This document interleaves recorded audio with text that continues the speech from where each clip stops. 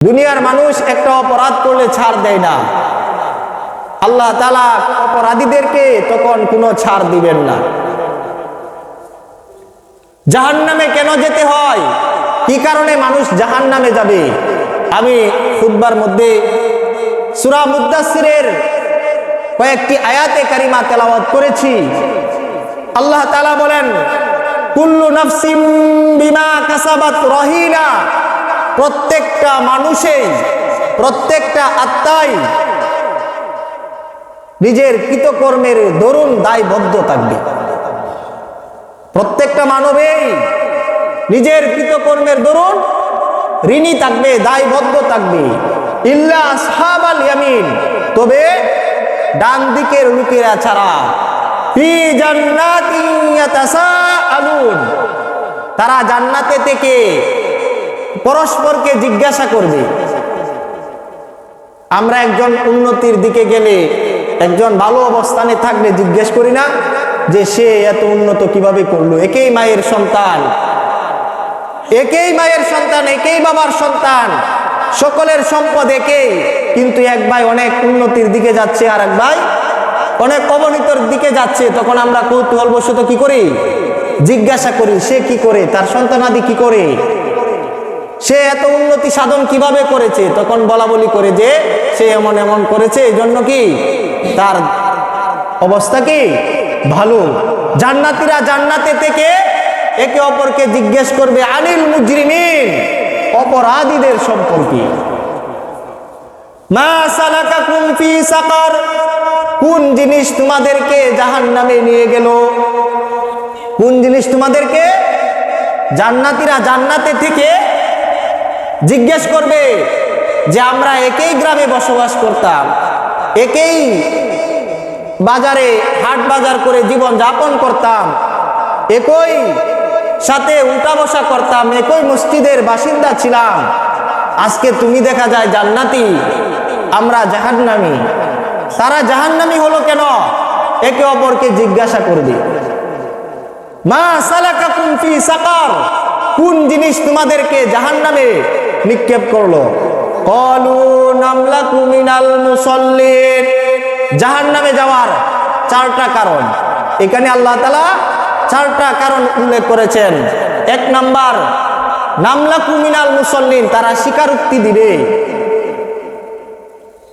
স্বীকারোক্তি দিবে আমরা নামাজি ছিলাম না, নামাজ পড়তাম না। একই গ্রামের বাসিন্দা হলে কি হবে? আজান হইলে তুমি মসজিদে যাইতা আর আমি মানুষের চক্ষু থেকে, লোক চক্ষু থেকে বাড়ির ভিতরে ঢুকে যাইতাম।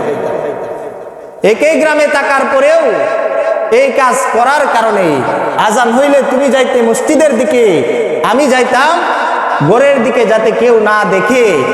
এই কারণে আজকে আমি জাহান্নামী।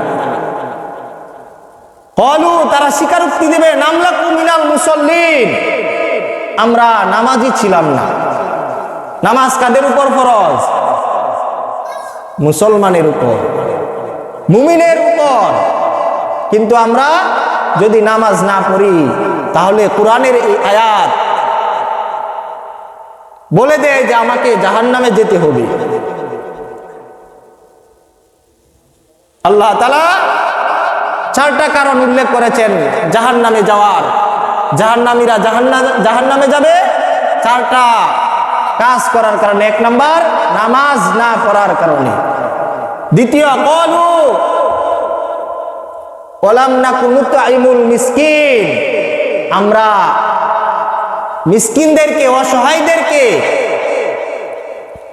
হত দরিদ্রদেরকে আহার করাতাম না। দুই নাম্বার কারণ, অভাবগ্রস্তদের, দুর্দশাগ্রস্তদের, মিসকিনদেরকে আমরা আহার করাতাম না।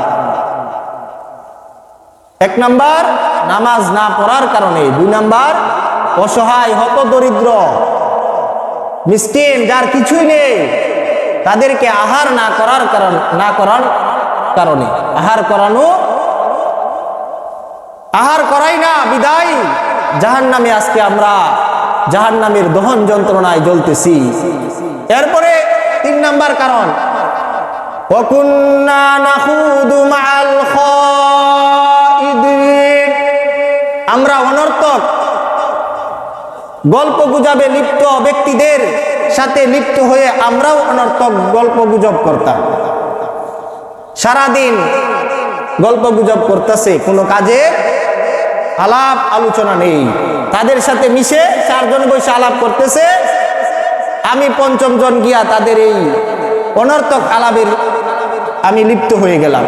এটাও একটা জাহান্নামে যাওয়ার কারণ। আল্লাহ তাআলা জবান দিয়েছেন, জবানের প্রত্যেকটা কথা আমলের পাল্লায় ওজন হবে। জবান অনেক দামি জিনিস, কারণ একটা মেয়ে একটা ছেলে এই জবানের মাধ্যমে একে অপরের কি হয়ে যায়, আপনজন হয়ে যায়। একটা ছেলে একটা মেয়ে জবান দিয়ে দুটি কথা বলার কারণে কি হয়ে যায়, আপনজন হয়ে যায়। আবার এই জবান দ্বারা 3টা কথা বললে আবার এই আপনজন কি হয়ে যায়, বিচ্ছিন্ন হয়ে যায়। তো তোমার এই 2টা কথা এত দামি, আর সারাদিন যে বলতেছো এই কথাগুলো কি মূল্য নেই? অবশ্যই আছে। প্রত্যেকটা কথা ওজন হবে, মিজানের পাল্লায় পরিমাপ করা হবে। এই জন্য আমরা অনর্থক গল্প গুজবে লিপ্ত হওয়া যাবে না, কারণ অনর্থক গল্প গুজব এটাও জাহান্নামে যাওয়ার কারণ। ওয়া কুন্না নুকাযযিবু বিয়াউমিদ্দিন। 4 নাম্বার কারণ হলো যে আমরা মৃত্যুর পরবর্তী জীবনকে অস্বীকার করতাম। আমার চাল চলন উঠা বসা কথাবার্তা এমন বোঝা যায় যে মরার পরে আমাকে কি করবেন না, ধরপাকড় করবেন না। এটাও একটা কারণ জাহান্নামে যাওয়া।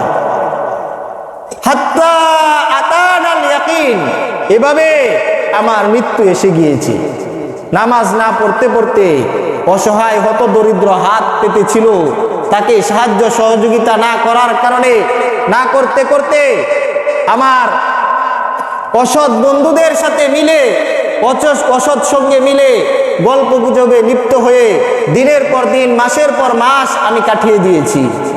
আমি মৃত্যুর পরবর্তী জীবনকে অস্বীকার করতাম, আমার বিশ্বাসে আনতাম না। এই কারণে আমি আজকে জাহান্নামী। তারা নিজেরা স্বীকারোক্তি দিবে, হাত্তা আতানাল ইয়াকিন, এভাবে মৃত্যু এসে যাবে। আল্লাহ তাআলা বলেন, মৃত্যুর পরবর্তী জীবনে যদি নবীগণ কি করেন, কারো ব্যাপারে সুপারিশ করেন, সুপারিশ গৃহীত হবে। উলামায়ে কেরামগণ যদি সুপারিশ করেন, সুপারিশ গৃহীত হবে। শহীদগণ যদি সুপারিশ করে, তাহলে সুপারিশ গৃহীত হবে। যদি গাউস কুতুবগণ, ওলি আউলিয়াগণ কারো ব্যাপারে সুপারিশ করে আল্লাহ তাআলার হুকুমে, তাদের সুপারিশ গৃহীত হবে। কিন্তু এই 4 শ্রেণীর লোককে, এই 4 কাজের গুণী লোকদেরকে ফামা তানফাউহুম শাফাআতুশ শাফিঈন, কোন সুপারিশকারীর সুপারিশ তাদের কবুল মানে কোনো কাজে আসবে না। কে বলতেছেন? আল্লাহ তাআলা বলতেছেন, ফামা তানফাউহুম শাফাআতুশ শাফিঈন, কোন সুপারিশকারীর সুপারিশ তাদের